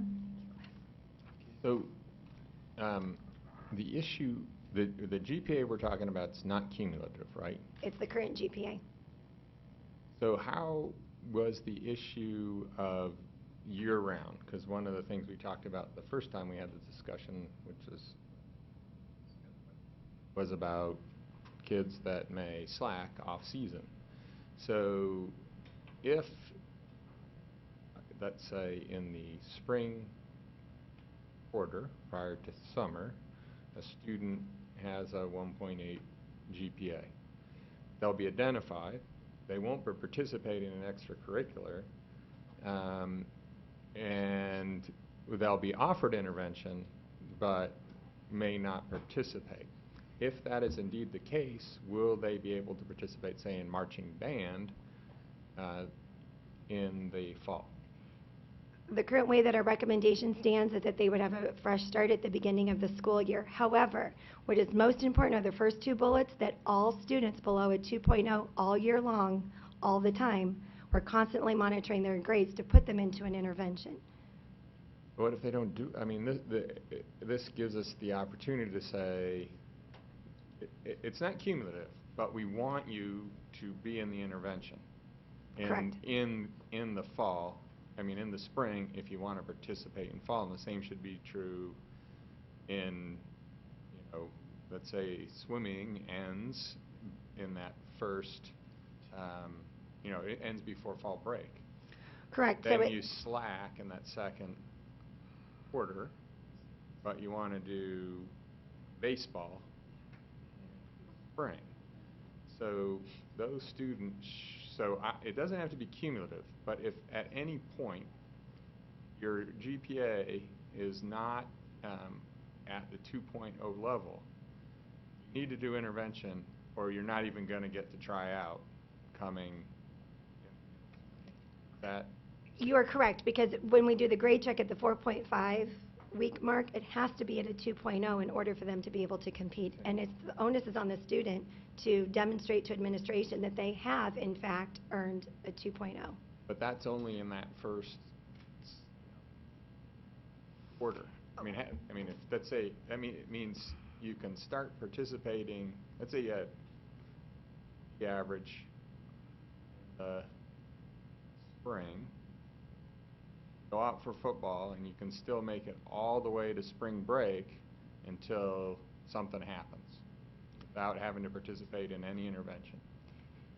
The first two, to be very specific, our site administration is going to be monitoring the GPA of every student, and every student is going to be in an intervention system if they are below a 2.0. So they have to, so they have to do it?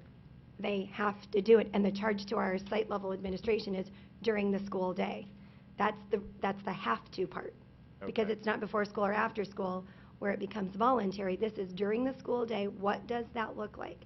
And we have to remember that the best intervention happens in the classroom with best instruction first. Then, if that doesn't work, we reteach and remediate within our classrooms, and then provide additional support such as study hall, tutoring, and so on. So back to swimmer who didn't work the semester before, in the spring semester. You've given them interventions. They chose not to Invited them to summer school. do all those things. Then what happens in the fall when swimming starts? They're got to have a clean slate under this plan? They would have a clean slate. They would start at the 4.5 week check. So at the midterm check, they would have to have a 2.0 in order to compete. They could practice. They could go out for the team, so they could Well, they can good to go practice for and- 4.5 weeks. They can practice and compete all the way to fall break. No, They the can 4.5 week to the midterm. They have to be at Okay, so they can practice and compete till mid-September. 4.5, yes, 4.5 weeks And they into the could school get year. their 2.0, finish the season, and then They could slip below the 2.0, but that is the system then for the school to catch students below a 2.0. Remember, this is for all kids regardless if they're in our extracurricular I activities or understand, not. But it's just, for some kids, it'll be an additional motivation if they want to compete to say, it's the 4.5 weeks that you're in, but if you haven't been in 4.5 weeks, we look back to the prior 4.5 weeks to make sure that you are working. And so it takes away the cumulative part, which I got was puts certain kids at risk of never ever being able to participate. You Correct. get a couple Fs and then there's no way to recover from that. But at least it makes it year-round. And since we're offering interventions year-round, it would seem that we should be able to hold our students accountable and want them to participate in those interventions year-round. And Board Member Meyer, that was a conversation that happened among site leaders, and they did have that same conversation around the prior 4.5 weeks prior to the end of the school year.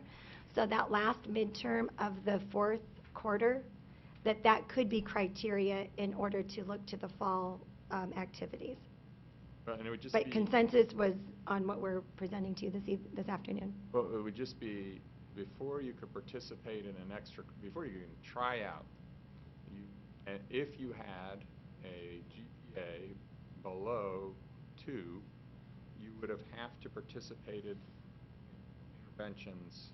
And we can add Brought that your grade up. language. Mhm. Because So I that's just easy to think do. you know, we talked about the year-round component of this. Correct. And the cumulative GPA I got last time problem.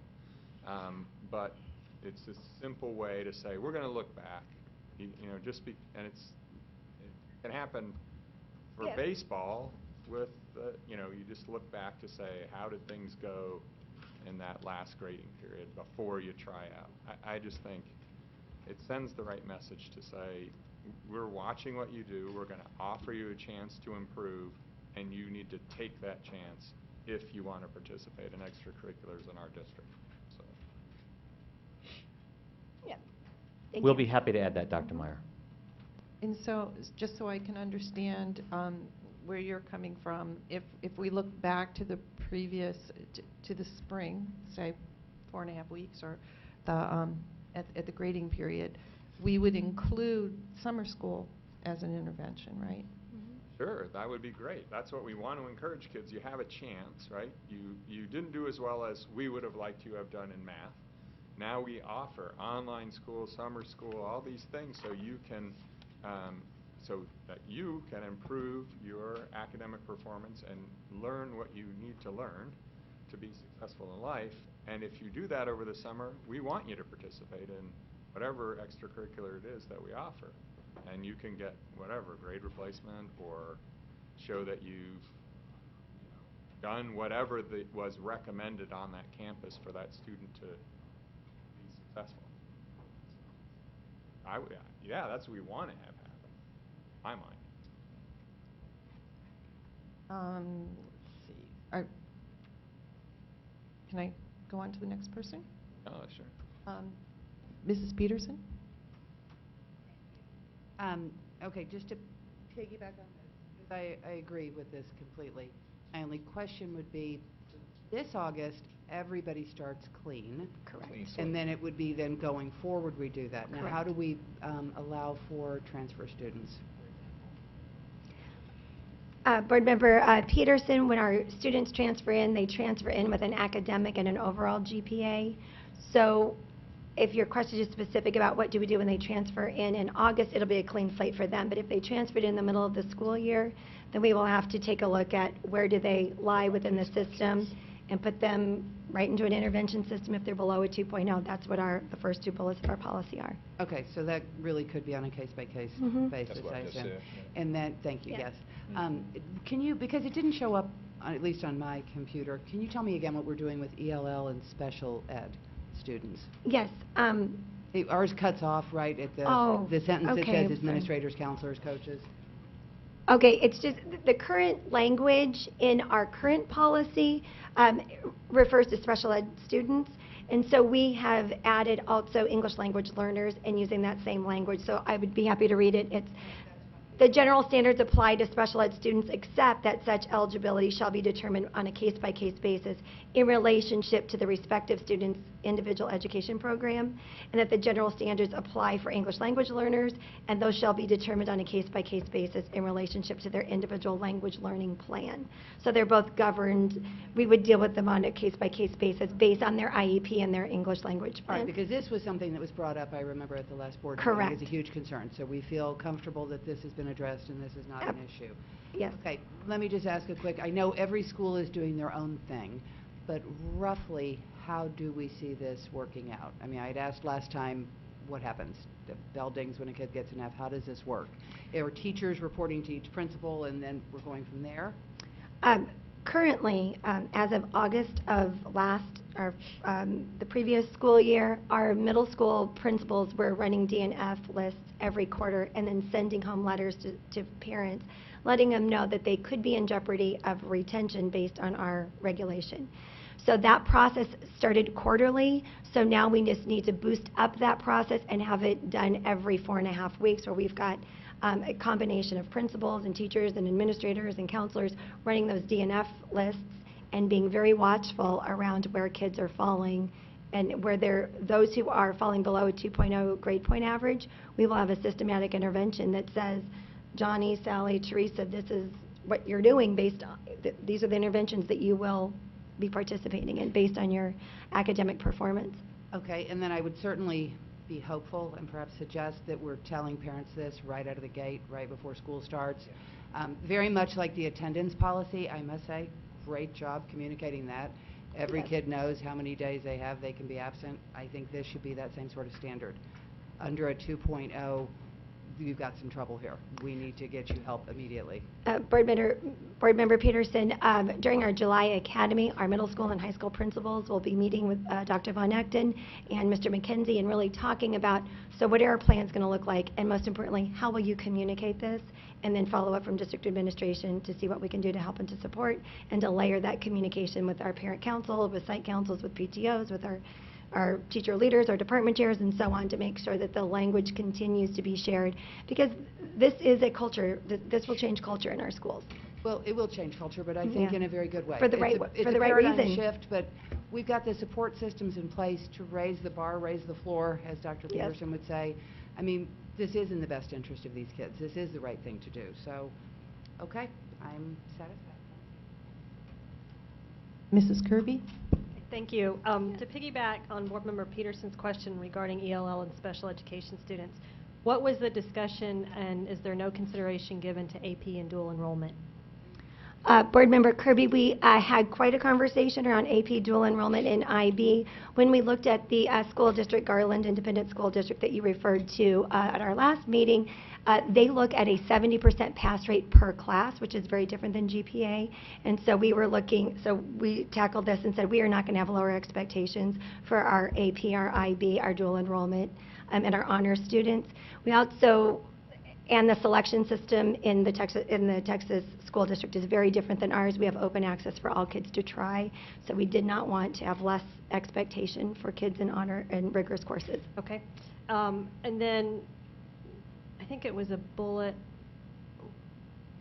There was a bullet that talked about accountability for grade checks, and I think it listed Second to the there it last. is. I think yours is probably towards the bottom. So I read that as more, all of these stakeholders and our students have a role in grade checks.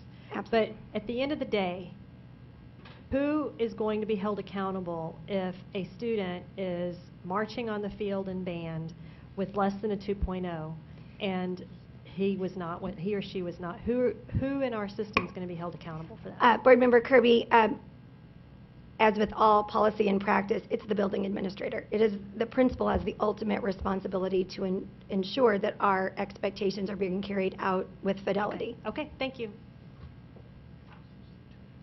Mr. Yeah. Brown? So we have a student, we're 4.5 weeks into the fall. We've just started. The student has been determined to need some intervention. Student blows it off. It blows off intervention. Now it's January, and the sport or whatever he or she wanted to participate in, he wants to try out, and he said, "Oh, now I'm in." Can he try out? He or she even try out since he blew off the intervention? No. Or is he out of the mix? They must be Board Member Brown, students must be participating in the intervention in order to be able to participate in practice or any extracurricular activity. So if you They blew off must be any in it. portion of the year in terms of interventions, then you've just taken yourself out of the mix. If you've blown off, if you've been determined to be needed, but you blew it off, then you're just out. So I'm going to give an example that makes sense to me, and I'll hope that this makes sure that we're on the same, within the same conversation. The high school planning guide that was approved and our math adoption that was approved includes support classes for our high school students in mathematics. So students who are struggling in mathematics have the typical class, Algebra 1, Geometry 1, Algebra 2. They also have a support period. That support period will have different systems that we use as an intervention. We're looking at two different technologies, ALEX and then adaptive curriculum. If students are not participating, they're coming to class but they're not doing anything, they're not participating, they are then ineligible. That's during the school day. It's part of their schedule. They have a teacher that is monitoring their work. So they would be ineligible to participate because they have less than a 2.0. Did that help? Okay. Board Member Brown, the language that we were going to be adding to address that, as Dr. Meyer said earlier, is we're going to recommend the language that says, in order to begin participating in the activity, a student below 2.0 GPA must have been participating in supports during the grading period prior to the activity beginning. So that will address that requirement. I wanted to thank the governing board for starting this conversation, and I really can't pretend to pat myself on the back at all in that this was the difficult part. I know that the difficult part is to come. And I've been trying to figure out why I'm so uncomfortable with this, other than the fact that I know research about engagement, helping with GPA, and there's so many unknowns that I kind of feel like we're doing what the legislature does, no disrespect intended, but with the kind of like playing whack-a-mole, where it feels really good to smack that down, and then something else pops up. And so I would like to kind of monitor, while it sounds as though it's just a given that this is a good thing, there are unintended consequences. There can be some collateral damage that I know about just because I've been in the classroom. So I'd like to kind of monitor that. And I realize, really, I think part of it is part of my uncomfortableness with this whole thing. Anything that we can possibly do to increase student achievement and engagement, I'm 100% for. So I'm hoping that this works out really well. I think the part that I realized I was uncomfortable with is that I'm a big proponent for policy governance and separating a board function from management function. And although this has been brought up as policy in the past, there are some governing boards who have gone through all of their policies and tried to redline things that they realize are a management function. And this is one of the areas that some places are seeing that it might be best to allow the how, if you will. And I feel like we didn't get very much research presented to us. And I know that there's some out there, and I did some of it on my own, but it's not my place to bring it forward, so I really didn't do it. I think it's this feels more anecdotal driven than research driven. And it just doesn't feel very strategic. It feels kind of like pinpointing. So really, there's a difference in philosophy, in governance, and that's probably what's coming forward here. But I do believe all 5 board members truly want to improve academic performance. So that's just my 2 cents. Dr. Meyer. And with what you said about the legislature, it's true. The difference is that we actually, this is very different from where I started, because I was like, cumulative GPA, you're out.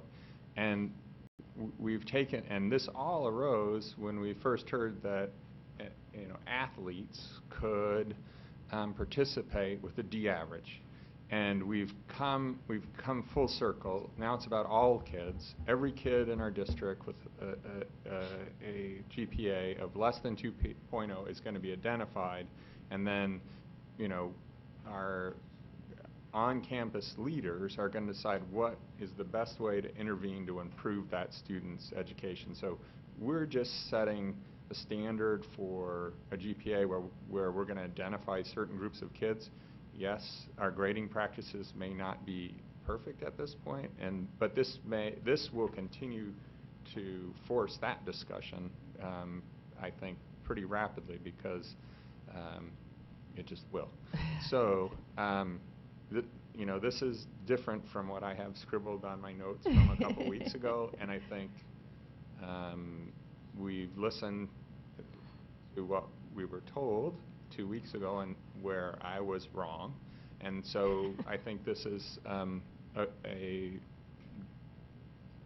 potentially, because we don't know, we haven't done yet, good step in the right direction, and we'll see. I mean, if we're wrong, Dr. Peterson will be back telling us pretty quickly that this is not working. So I'm glad that I mean, we've spent a lot of time on this, Right. again, with the booster manual, with this.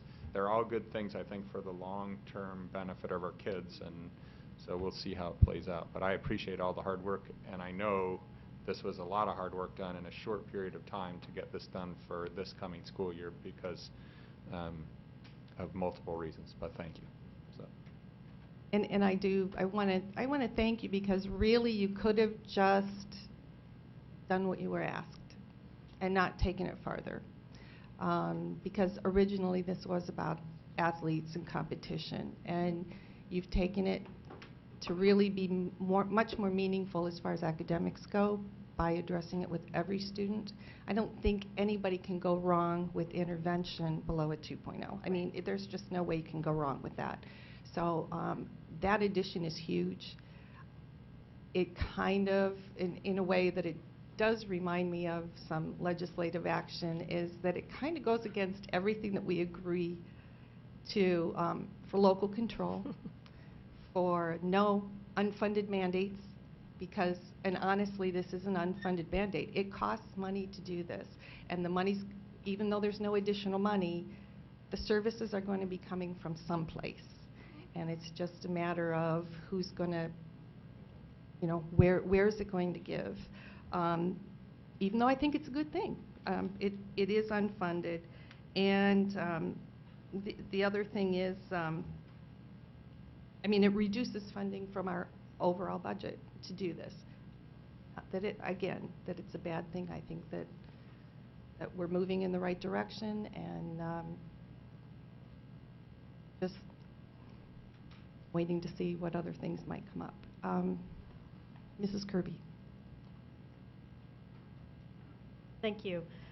Well, I too, when we first started this conversation, I was firmly in a cumulative GPA camp starting in August of 2012, and I was frustrated with the don't tell me no, tell me how, because I wasn't hearing the how. All I was hearing was no, no, no. I'm still not too far off that, unfortunately, but I realize I no longer have the support. However, similar to Board President Sneed, I am very sensitive to policy versus administration. And I agree with you that our role is in policy and not so much in the how do we go do it. So having said that, when I look at this list of activities you have up on the slide,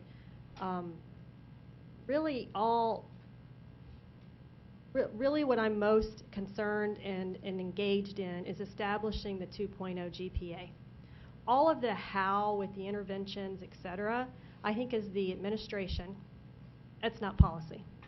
And I'm not optimistic that those interventions will take place on every campus for every student, simply because we haven't funded it. We don't know what those programs are. Not all campuses have them today.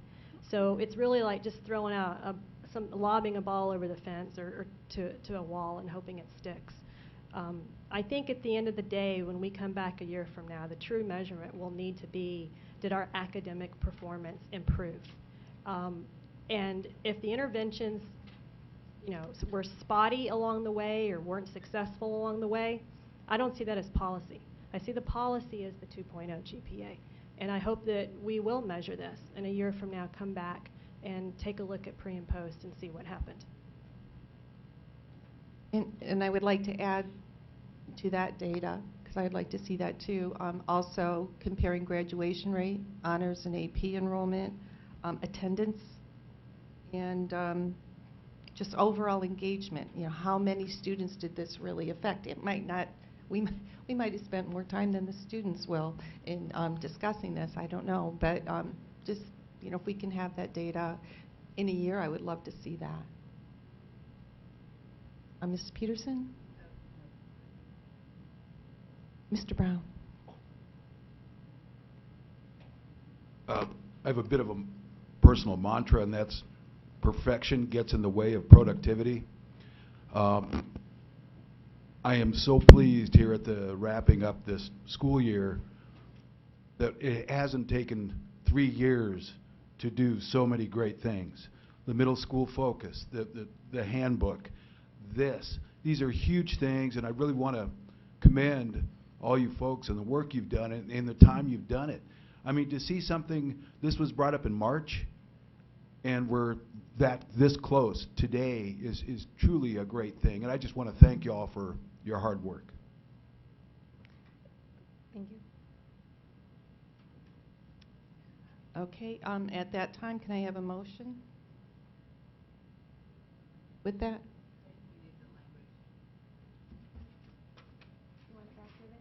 It's not on your...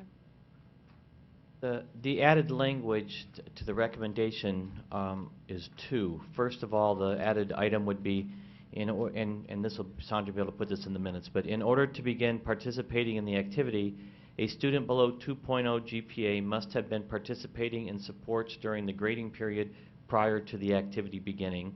And second, transfer students will be evaluated based on their current transfer grades. So I move that we approve the revised recommendation for middle and high school students' participation in extracurricular activities with the 2 changes that Dr. read into the record. I'll second that. All in favor? Aye. And I am actually, I'm going to abstain, and because I think that there's a lot of good that will come of this. I would prefer we hadn't done it over the summer while so many parents are gone. And I know it was in the newspaper several times towards the end of the year, but from a couple of calls that I've gotten, I think there's going to be some people that are really surprised about this major change, right or wrong. So that would be 4 in favor, and the motion passes. And at this time, we can bring it forward. The red line version of the Booster Club handbook. Mr. Brown? Oh, there's one more coming? We have one more copy coming, so thank you. Madam President, members of the board, what you see in front of you now is 3 different additional red lines that based on the governing board's feedback on a front page, and then the entire red line version on the subsequent pages. So specific to the board's feedback during the governing board meeting, you can note that on page 6, yes please, we added some additional language to sponsor liaison. We added some additional verbiage to the definition of sponsor and liaison and extended it to read, the sponsor should not be considered an officer or member of the Booster Club, participate or be present in meetings specific to financial decisions or voting, or use their position to influence the outcome of such financial decisions and voting. On page 25, you will note that we took out the verbiage of head coach and coaching staff to maintain consistent verbiage with sponsor.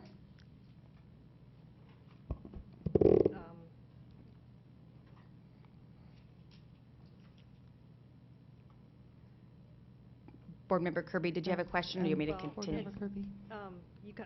It's caught in the bottom section, but it's still up in the top section, 1, 2, 3, 4, 5, 6, 7th bullet. Okay. Yeah, okay, thank you. And then on page 26, after the do's and don'ts for Booster Club, We added the SUSD values the participation and contribution of our booster clubs. Please know that violation of district, state, and federal procedures, policies, and laws may include but not limited to revocation and use of district facilities. So hopefully, I don't know if it's a little too strong, but that is some proposed language that we can consider. Please know that prior to this being a final printed posted document, we always send it to our communications department for consistency in language, font, grammar, etc. So I do recognize that there are some additional spots that we'll need to go through with a fine-tooth comb to reflect the discussion of the governing board this evening. But these, again, are the three changes and some potential verbiage for consideration prior to me asking for approval of this booster handbook red line version. I would just say that this needs a little bit of wordsmithing. The important note there, it's, I would say that not be limited to revocation of use of district facilities. Something like that. Maybe legal can take a look at it too. Absolutely. Dr. Meyer. Oh. Oh. Okay. Can I have a motion? All right. And the recommendation Kevin? is up on the PowerPoint for you to approve the adoption of the Booster Club Handbook for implementation beginning the 2012-2013 school year, including the red line changes, and noting that we do need to make sure that we clean up some language and have legal take a final look. So moved. Second. All in favor? All in favor? Aye. Aye. Aye. Questions? No. That was my last slide. So that motion passes Thank you. 5-0.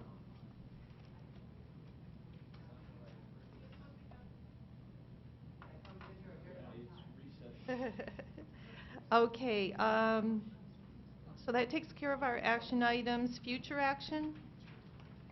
Board members? I do have a question. When is our, do we have a board retreat? August or what? We have that on the list. Has the list gone out to everyone yet? It's on the list, but we haven't chosen a date unless it's going to be at our Oh, that's first. okay. I was just curious. I wasn't sure if we were doing it started or where we were. It'll be early in August. It might just be the first Yep, that's first meeting. But it will be separate from, there will be some training, and it'll be separate from our regular board meeting in August. So there'll be, you can plan on 2 meetings in August at least. There'll be a facilitator and some training, yeah. Any other? Other? Governing board reports? Nothing. Dates of upcoming meetings. Tuesday, August 14th, we know of at 4 o'clock for regular board meeting.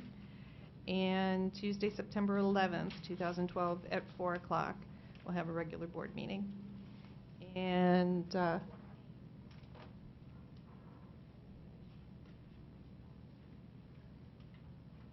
14th is this September? 14th and September 11th?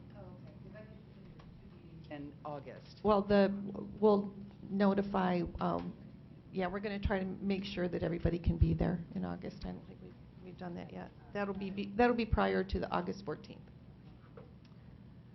So at this time, we make a motion to adjourn. So moved. No. Second. Second. All in favor? Aye. Aye. Aye. Thank you very much. Have a nice summer. Have a nice month off.